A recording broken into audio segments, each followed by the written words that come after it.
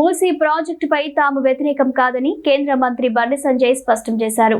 కరీంనగర్లో ఆయన మాట్లాడుతూ మూసీ నది అభివృద్ధి అవసరమని, అయితే ప్రజలకు ఇబ్బందులు కలగకుండా పారదర్శకంగా ప్రాజెక్టును అమలు చేయాలని ఆయన సూచించారు. అభివృద్ధి పేరుతో ప్రజలను నష్టపరిచే చర్యలు తీసుకోకూడదని, ప్రభుత్వం అన్ని వర్గాల అభిప్రాయాలను పరిగణలోకి తీసుకోవాలని అన్నారు. ప్రాజెక్టుకు వ్యతిరేకం కాదని, కానీ ప్రజా ప్రయోజనాలను దృష్టిలో ఉంచుకొని అమలు చేయాలని ఆయన అభిప్రాయపడ్డారు. అభివృద్ధిని అడ్డుకుంటుంది అంటున్నారు.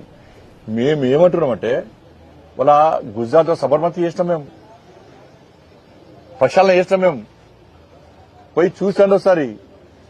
అక్కడ ప్రజలను ఒప్పించి మెప్పించి ప్రజలకు నష్టపరిహారం ఇచ్చి ప్రజలకు పునరావాసం కల్పించి అప్పుడు మేము ప్రక్షాళన స్టార్ట్ చేసినాం. ఆడ అందుకే ప్రజలు సమర్థించారు. ఎక్కడ అడ్డంకులు రాలే. ఆడ ఇక్కడ మేము అదే చెప్తున్నాం. రాష్ట్ర ముఖ్యమంత్రి గారు మాట్లాడారు, ఏదో India school, young India school కడతా ఉన్నారు. మంచిదే. అధునాతమైనటువంటి హైటెక్ తరలో కార్పొరేట్ హాస్పిటల్ కడతా ఉన్నారు. మంచిదే. అపార్ట్మెంట్స్ కట్టుతా ఉన్నారు. ఇవ్వండి.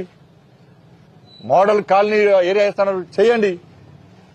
నా డిమాండ్ ఏంటి, భారతీయ జనతా పార్టీ డిమాండ్ ఏంటంటే, అవి చేసినాకనే స్టార్ట్ చేయమంటున్నాం. మేము బుల్డోజర్లు పెట్టి, మేము కూలగొట్టి, మేము ఆడింది ఆట పాడింది పాట, మమ్మల్ని ఆపరేటర్ ఇవ్వలేడు అని చెప్పి బుల్డోజర్లు పెట్టి కూలగొట్టు స్టార్ట్ చేస్తే దాన్ని భారతీయ జనతా పార్టీ వ్యతిరేకిస్తాం. మేము 100% వ్యతిరేకిస్తాం.